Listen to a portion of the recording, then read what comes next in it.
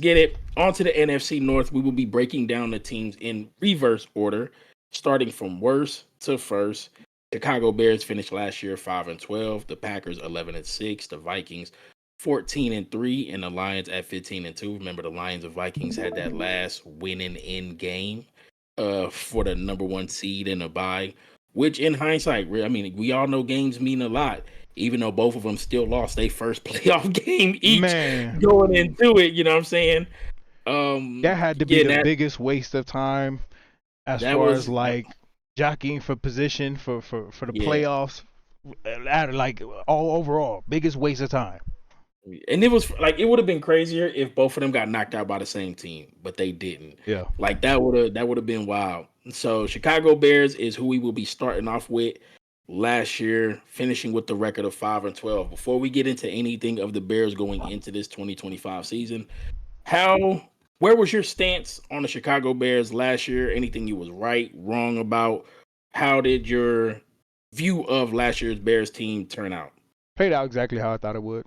I think we talked about Caleb Williams coming into the year being a little bit overwhelmed, right? We talked about USC quarterbacks coming out of college into the NFL with all the hype and not necessarily playing out. He kind of falls into that. I think this year will be a lot different, but last year I think we almost predicted exactly what their record would be.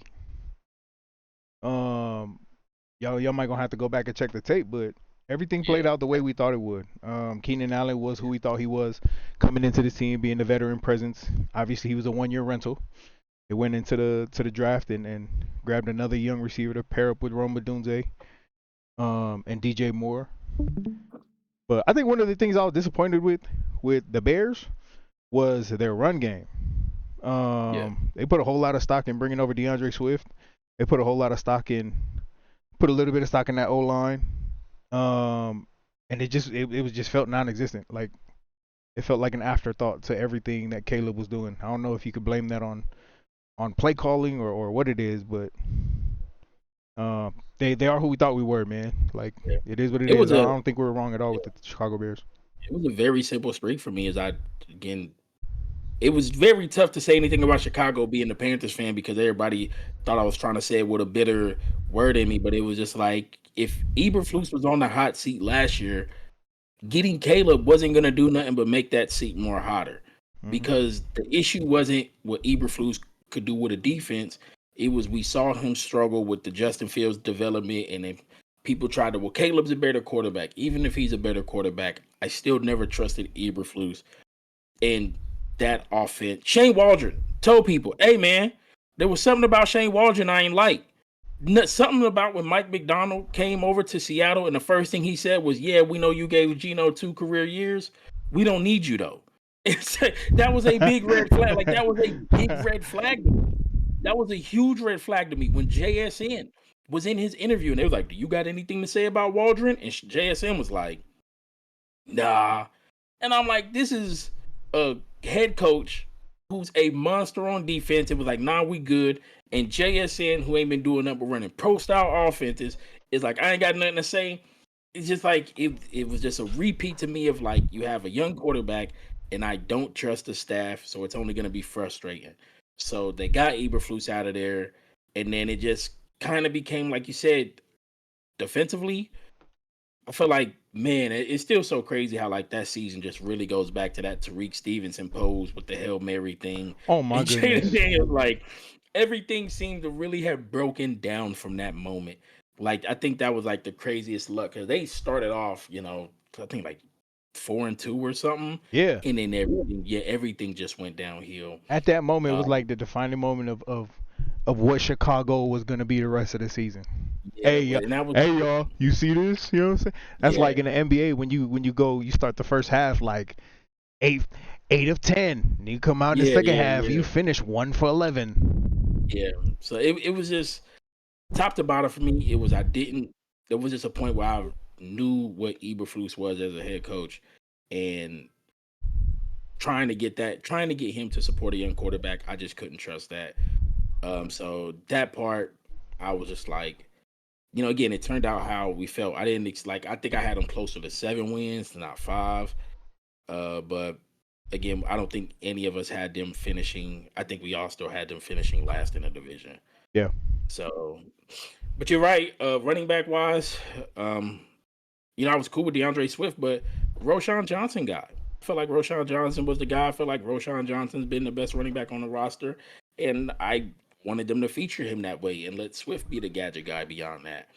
Yeah. So, I think uh, they looked at what Philly did with DeAndre Swift, and they felt like, okay, we could replicate that. We don't have the O line to do that, but yeah, we could get that same production out of Swift. He got the production in Detroit. He did that in Philly. Come on, man, y'all are not Detroit or Philly O line wise. yeah. Like Roshan Johnson, like you said, a whole lot more durable. I feel like he's a little bit more, gives you a little bit more downhill. Yeah, like I just literally feel like it needs to be changed. Roshan needs to be the one. Swift needs to be the two. But that was last year. We'll get into this year and what's coming up. Can you pull up Caleb and his stats real quick? Overall, you know me, when they come to rookie quarterbacks in their first year, I just ask if the things that you did in college, the things that was your selling point, translate. And I felt like all of that did with Caleb. We saw the creativity, we saw the arm strength, we saw the ability to be mobile and to get out. Then again, we saw the other stuff, the stuff that I feel like is less his fault because I can't remember the dang coach's name that he was with in college, but he was the same dude he was with at Oklahoma that then went to USC.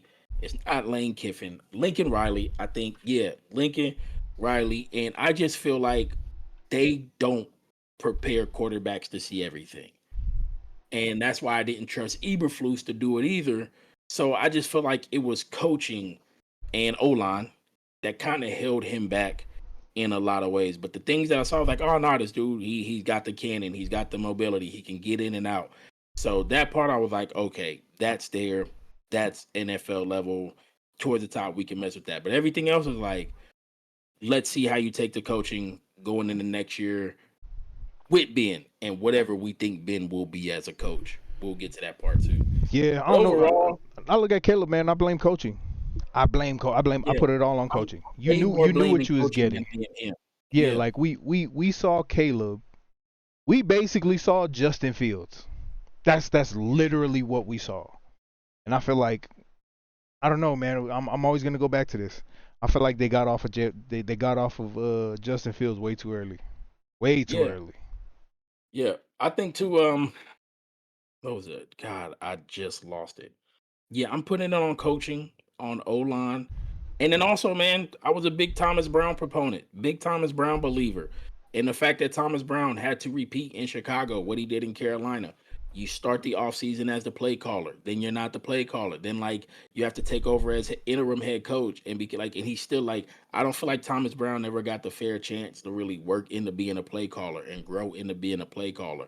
I feel like he has the ability to grow with that, but again, that's just me being a Thomas Brown believer. I've seen him do some good things that I like, and if with the right time, I think it could have worked out. But again, that seat just got so hot because of the last 2 years, because of CJ and because of Jaden's success. You looking over, you're like, nah, man, we got dudes who want to be there. We want to win and compete too. So I don't, yeah, none of what happened last year to me, I put on Caleb. I think we seen what was deserving to be the top quarterback last year, and I'm cool with that. I'm cool with his last year's season. Yeah, Like we've seen enough. yeah. Um, but yeah, that was it. I felt like still, a lot of people there's a lot of media members who's got to be top to bottom with it, who will not bang and beat down on Chicago because they have too much stock invested in Caleb and Ben Johnson now. There's too much stock in the generational talent that is Caleb and the generational play caller that is Ben Johnson. That no, especially like for last year, nobody would be like we were wrong. They would just be like, oh, we did this and we did that. But this was the same team. People was like dark horse NFC Championship game, Mhm. and we Yep. were like, Especially after that start. nah, brother. Especially after that start, man. After that start, we Yeah, got straight to the chat. We were like, all right, let's talk about who's the pretenders and who's for real. unanimous vote. It was like, look, man, Chicago's pretenders. They look good, they look great, but now that you have Even early, they you have lost. 6 weeks of Remember film on the Caleb Williams. Will Levis pick game? They was about to lose that one early in the year. The Will Yeah. Levis pick game. We was like, he threw like that game was a tight one. There was some close ones there early too, which you was okay with. But yeah, there's too many mainstream media people who, again, they do it. I feel like a lot of them stopped this year because they were like, hey, we're not gonna try to do it 3 times.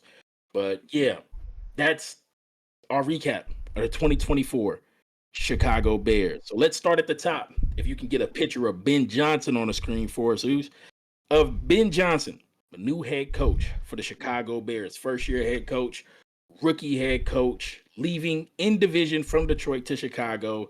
A lot of Detroit people was heated because, according to sources, they had he was already having meetings with them the week going into the playoff game. And then if Damn. you listen to Ryan Poles' interviews, Ben Johnson was in there basically like, please, can I have this job? Can I have this job? I want this job. So it's, you know what I'm saying? There's some bad blood from the Detroit fans, I felt like, that I saw about the way that it seemed that he had made the move. So phenomenal play caller. I think for me, looking at Ben Johnson, we're gonna see the truth in two things. Um, was it just everything working right in Detroit? From O line to having Jared Goff, who we know is a good, better top tier quarterback in the NFL in the run game, or was you really the the sous chef in the kitchen putting all that together? You know what I'm saying? Or were you a product of having some of these guys around that you were able to remember? Ben Johnson has been on that staff ever since Dan Campbell was there. Yeah, he came with We did Dan. not we did not hear about Ben until year 2. That whole early Detroit sucks was all on Dan Campbell. You know what I mean? So Ben didn't get fly until they got fly that year 2. And they finished strong and then they catapulted from there. So where you at with Ben Johnson? All right, hot take, man. I look at Ben Johnson, and he's gonna show us everything that Eric Bieniemy was to the Kansas City Chiefs, and that's it. Because once Eric Bieniemy left, when he left Kansas City to be an OC somewhere else, granted he wasn't a coach somewhere else. He went to what, Washington? Yeah. He went to Washington that first year, and it was like everybody was like, "Hey, this ain't what we saw in Kansas City, big dog. Like, hold on, wait a minute. Yeah. What And is Eric this?" Bieniemy's on this staff. Don't forget, Eric Bieniemy is the running back coach for Chicago. That's what I'm saying. Like, I look at this with a guy like Eric Bieniemy in Kansas City for those Super Bowl runs. We looked at him like, yo, this man Yeah. is cooking. Yeah, we was up here But pounding the table. but Eric are B you need a cooking job. because Pat Mahomes, Tyreek Hill at the time, Travis Kelsey, that old line, that defense, is that why you're cooking? And then he went to Washington, and it was like, oh yeah, that's exactly why he was cooking.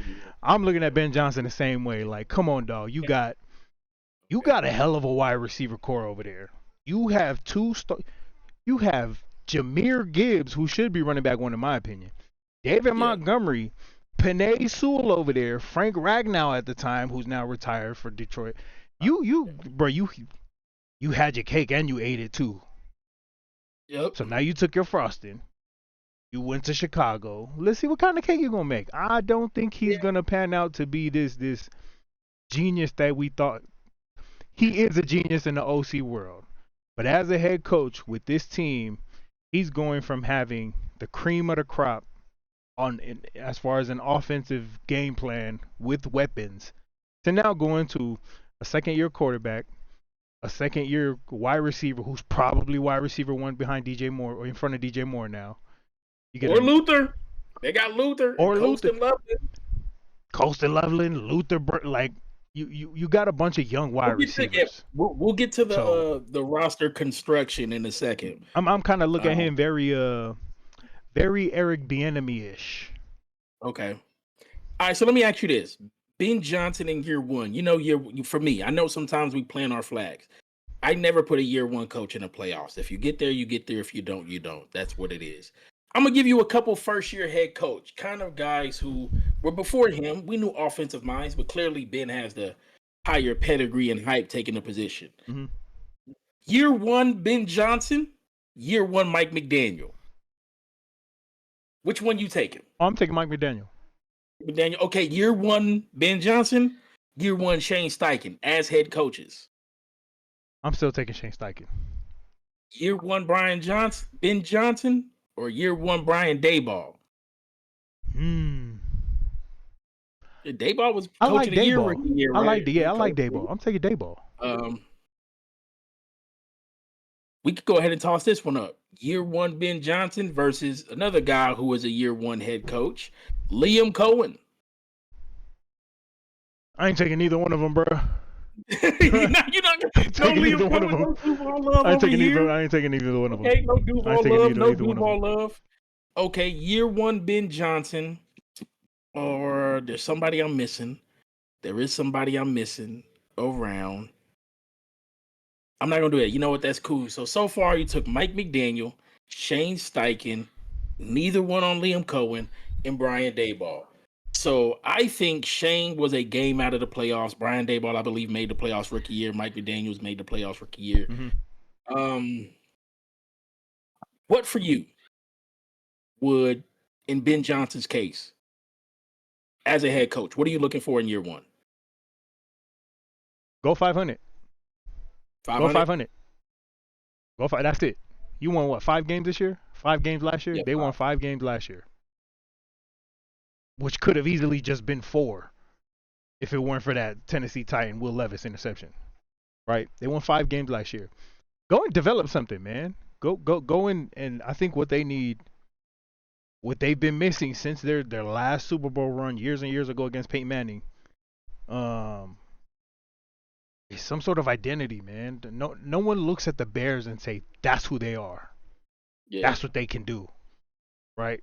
For a minute, it was like, okay, maybe they're known for their defensive line. They got Sweat over there before they traded him. They were looking good on the defensive side of the ball, and their biggest opportunity was on the offensive end. They couldn't put up no points. They couldn't move the ball. They was for damn sure gonna hit you in the mouth. But I think what they need to do is come out and establish some sort of identity, and I hope it has something to do with running the ball. If you can make Caleb's life easy, and I mean easy like Jared Goff easy. If you can hand the rock off and get me 3 to 5 yards of carry with Roschon Johnson, and then come up out the backfield with DeAndre Swift, which I hope he's going to use him like that because he had the same 2 types of running backs in Detroit. He's familiar with DeAndre Swift.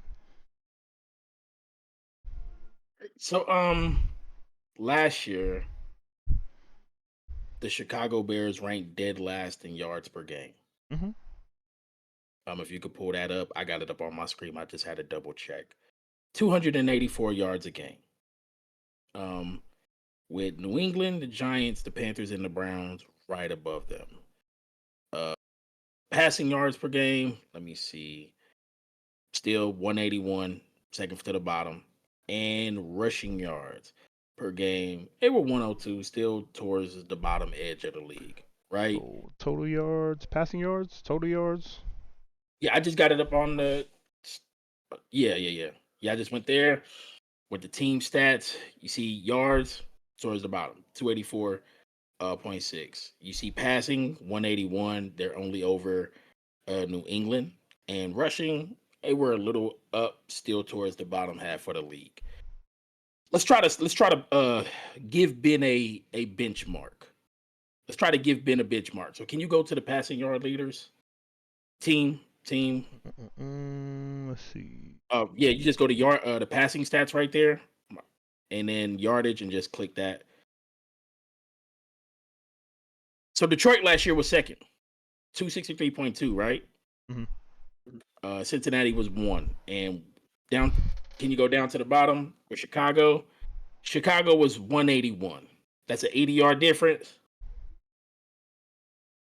between Ben being in Detroit and Chicago being at the bottom. Where can we draw our line for Ben? It should be around the middle of the pack, man. If I'm looking at it, right? Because if I'm looking at all the teams that are above them right now, so like, right? New Orleans 205, whatever's going on over there, I don't know what that's going to look like. I'm gonna go from Cleveland down. They should be able to jump all these teams, right? They should be able to be right here, and this is probably around middle of the pack, just below the midpoint of the NFL. So They can should you be go about right here. from so if you look at Houston, 207.4, right? Hmm. And then Denver, 212.4. There's like a 5 yard gap right there. Um, I would like to see them somewhere around there. Yeah, give me something above 200. Because we're Yeah. looking at Jacksonville, right? Jacksonville was there because they lost T-Law. New Yeah. Orleans was there because they lost Derek Carr. Indianapolis was there because Anthony Richardson can't throw the ball for hell. Yeah. So Tennessee, obviously, we know the story with all these teams, but they should be able to be right there. yeah, I especially with some of the weapons they've added, Burden and Loveland coming over, I feel like it's very doable to ask to get towards the middle of the pack in passing yards a game. Hmm. What about the rushing yards? I know we talked about them running the ball better, building an identity. The one thing about Detroit is we know that them brothers ran that ball. 146 a game, 146.4, 4.7 a carry. 4.7. Can we go down to the Bears, please? Uh, Not too far. 102. I mean, with a four average. Do me a 431 favor. What's the difference in carries, attempts between Detroit and 434, 431. A whole 100 carry difference. God and still putting up 4.7 on 100 average? carry difference. That's nasty. 100 carries and still doing 4.7 100 carry. is 29 touchdowns for them on rushing last. I mean, they did put a whole lot of points up on a whole lot of people, yeah. but damn. And I think they were around top of the league. I mean, you got 5.3, 5.8 for Baltimore, 4.9, but like that, yeah, they was balling. Obviously, God, these two almost a teams are the whole 100. anomaly, right? These two teams are the Yeah, anomaly. yeah, yeah. You're not really gonna look at I'm those. also trying to look at game flow too. You know what I'm saying? How certain games worked and went out. So like am still being understanding of that, but I'm not gonna lie, a whole 100 carry difference and still almost touching a 5 average That's nasty work. is crazy, bro. So like you said, you know what? I'm not gonna put nothing on the rushing, but I'm glad that we see that difference because I think it would allow us, like you said, to see what the identity is going into next year. Hmm. I think there's the identity they're going to have going into next year, and then obviously that will change as the season goes on. I do not believe the Chicago Bears are built to run like the Detroit Lions were last year. No, Like they're not.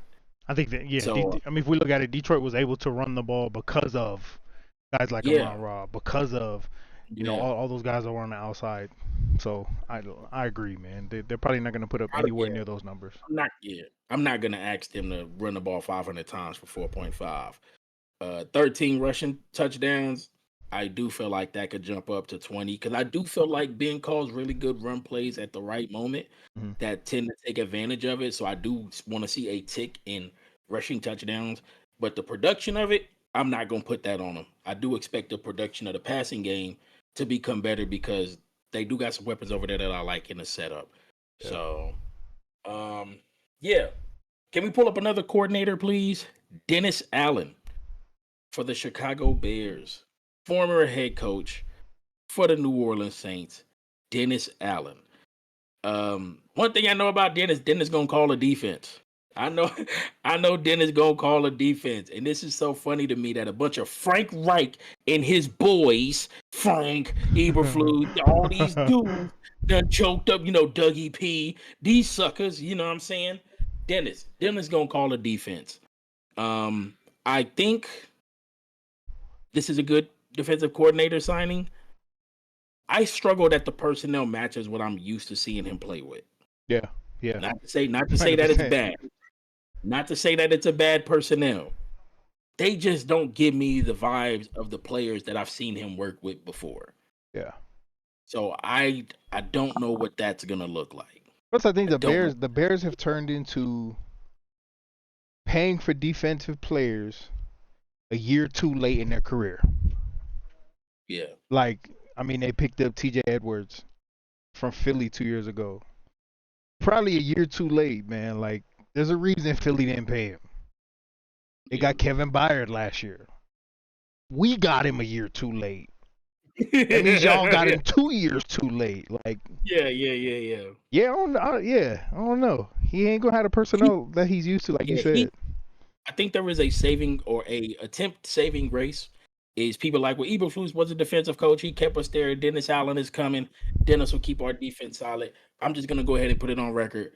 I mess with Dennis Allen because I know he does defense. That brother is gonna call it up.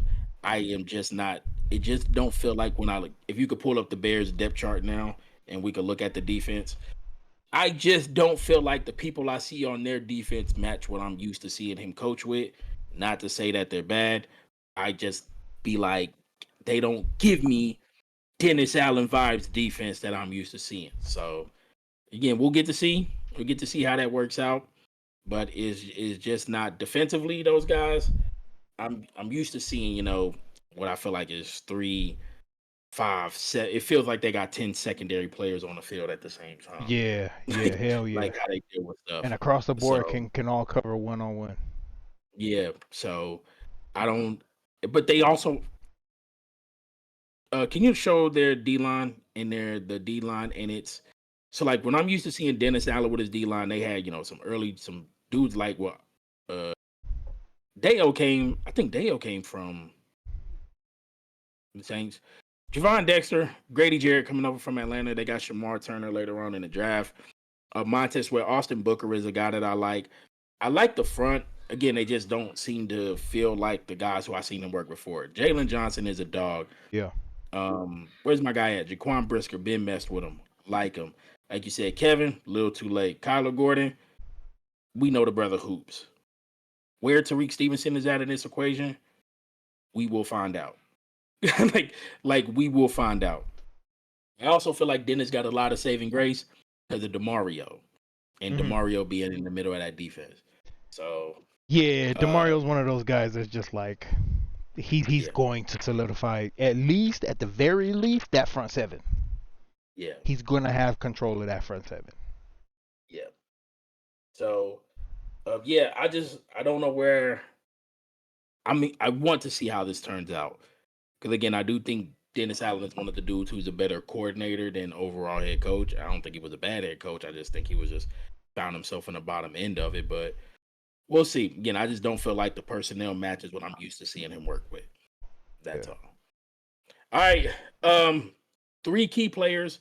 Key players or not, three players that you have on your watch list this year for the Chicago Bears. I'll go ahead and go first. For me, can you roll? Everything's gonna be on offense for me. Everything's gonna be on offense for me. Number one, Rome Odunze. Hmm. Rome. Reason why I had a bunch of stock in Rome that got me roasted. I had Rome was wide receiver 2 in that draft for me, and people was neighbors, neighbors, neighbors. I was a Rome 2 guy. So I, trying to justify that feeling there. But then Luther Burden shows up. And, Mm. Colston Loveland shows up. And you're just like, oh my God, there's just a lot of targets here, and who's going to lose out on the love there? So Rome Odunze, because I don't want to say that there is potential to do it, but this is almost set up to where if they don't want to pay DJ because they're living off the Carolina contract for DJ, DJ can be moved off of and keep financial flexibility. So just putting that out there.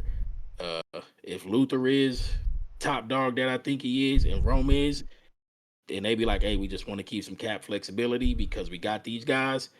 They're living off the Carolina contract from DJ. So Rome is on the top of my list. Who he is, what he will be. I'm not trying to put too much pressure on Burden or Loveland as rookies, even though I think they'll accent what the other guys do real well. Hmm. So for me, Roma Dunze is number one. Number two, put both the tackles in the damn box for number two for me, because everything that the Bears did for the interior is good. I like it. I like what they did on the interior. I think Joe Tooney is more of the pass protecting guard than pass rushing, like run blocking guard, which is cool. You're trying to keep Caleb upright with a smart dude who's been around. You got that. Darnell Wright and Braxton Jones, we got to figure it out. Mainly because I feel like their backups could kind of take the gig from them too. Kyron and Ozzie, who they drafted, I feel like they could really be in the game to take from them too. So Drew Dalman coming over from the Falcons, Jonah Jackson in a trade. I feel like they addressed O-line, but we got to solidify the tackles. I don't think the interior is going to be Caleb's problem as much as I think solidifying those guys on the outside. So those are the other two. And then number 3 is Caleb.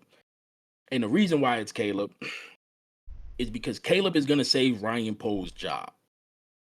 When we came up here a couple years ago, I told y'all I like Ryan Poles. I like where he stood at. I like where he came. Then he came and traded with my team, and my team decided to hand him the number 1 pick. So, and if you watch Ryan, he's living off of that trade. He's living off the fact that he got that trade off, and it worked out perfect for him. I say that and that's the only thing that's worked out for him. He doubled down this year in the draft by taking Loveland and Burden. His job is to say, I got y'all the quarterback. As long as he throw for 4K, keeping my job. As long as he throw for 3,500 and 35 TDs, keeping my job. That man's moves he's made has doubled down. That Caleb, like, I got him here. That's why I say Caleb is on the watch list. We'll see what Caleb looks like as the year goes on, but Caleb is going to cost somebody else. If he doesn't measure up to whatever standard they have, he's going to cost that man his job. Man, my 3, I'm going to keep it real simple. DJ Moore is 1. Mainly because DJ Moore is not going to end the season with the Bears. Oh, snap!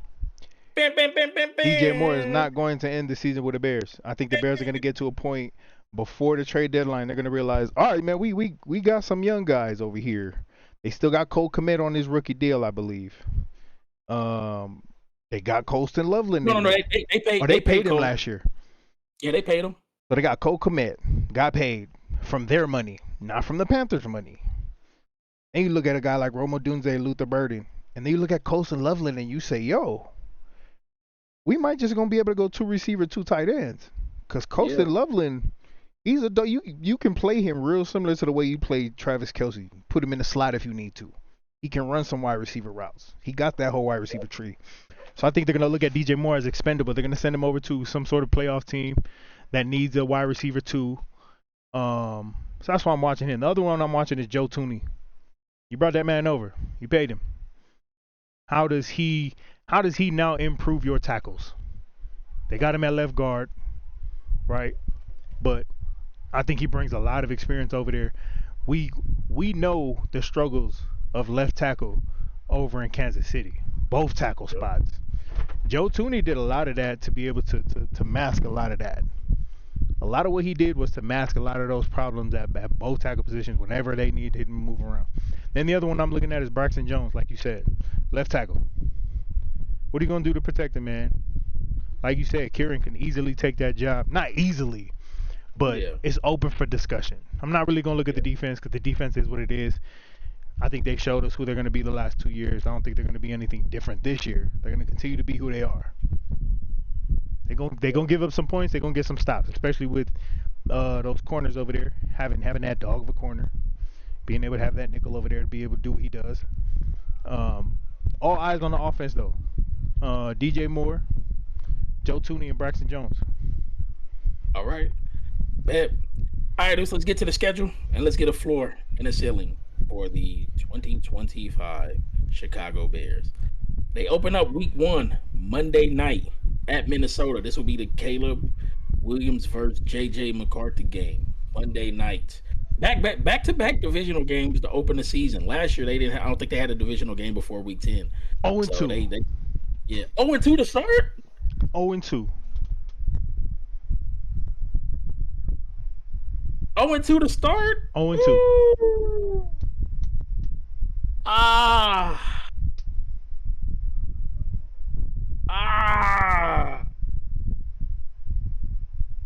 right. We gonna get to Minnesota. Minnesota's defense, not great. It's really good. And the coaching staff over there make sure to keep them in games. JJ McCarthy, I think, gives them a little bit more of a dynamic they didn't have with Darnold last year. He's not Darnold. Yeah, A little yeah, bit yeah. more dynamic though. All right. What you so Dallas at home is a dub, Yeah. and Yeah. at the Raiders. At the Raiders, they gonna lose that. So you have them 1-3 at the bye week. Big Pete, they're not beating Big Pete at home. 1-3 at the bye week. I'm like, I think I'm closer to 2-2. Where's the second win So come? 1-3, 1 At home to open. yeah, I would give them the opener more than I would say I would give them the win in Detroit. But I also don't want to give them that win against Dallas either. To be real with you, like you know what I'm saying. That's me being nice. That's me Wait, being that is nice. another rookie head coach we got to talk about eventually too. So, you know what? No, I'm gonna give him that one. I'm gonna give him that one. So right now, I can see 1-3. I think I'm closer to 2-2 at the bye week. After the bye week, Monday night, week 5 versus Washington at Washington. L 1-4. Versus Saints at home. They Give losing them the that too. Saints. Give them the Saints. You got them losing. I got them losing. Kellen pulls the. Oh, you think you the whiz kid? I was the whiz kid for 4 years. You got Kellen, new coach. You got Kellen and they're playing Tyler, against their old DC, bro. Like the Dennis Allen revenge game. you're Okay. not about to tell me that they're gonna look across the field and be like, man, we played against this every day in practice, bro. Like, So I'm gonna give them the Saints because I'm not giving them Baltimore or Cincinnati. I'm Back cool. to I'm back cool on the with road giving at it to them. Baltimore and Cincinnati is They losing both of those.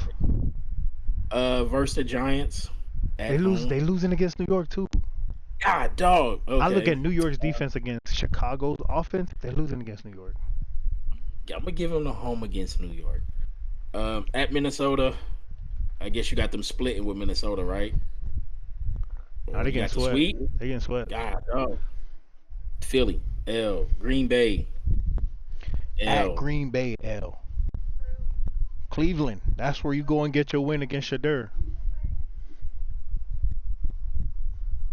Oh my God! If there's a Bears fan listening to this, they turned it off at this point. They turned it off. We're hating, bro. They turned it off.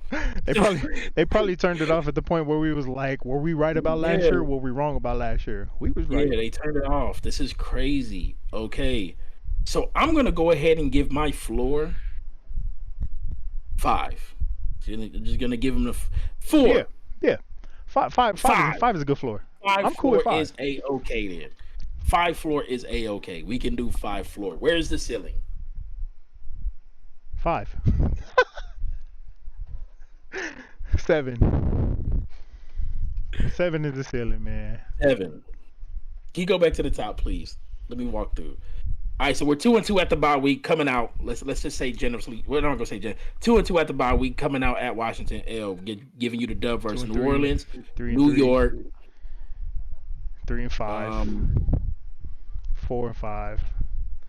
At this point, Damn, I'm not gonna lie, that's 7 actually. That's what I'm saying, bro. You get to week 11, you really think they're gonna be 4-5? You really think they're gonna come out of week 11 5-5? I can't see it. All right, floor for the Bears will be 5. Ceiling will be 8 for me. Again, that's ceiling. That's ceiling. The ceiling will then constitute them. I think they would have to go 3-1 before the bye week. I think they would have to catch the Dallas team early. The back-to-backs with Green Bay at that point of the season, weeks 14 and 16, with Cleveland in the middle of it, isn't very friendly on the road. Christmas-ish. Yeah, I'm gonna have to go 5 floor, 8 ceiling. Yeah.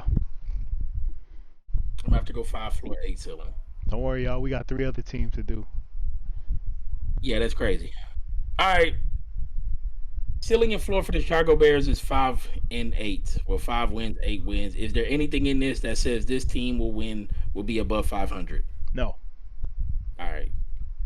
Are you playing your flag on that one or no? 100%. Okay, 100%. 100%. All right, y'all. That is our overview real quick of the Chicago Bears.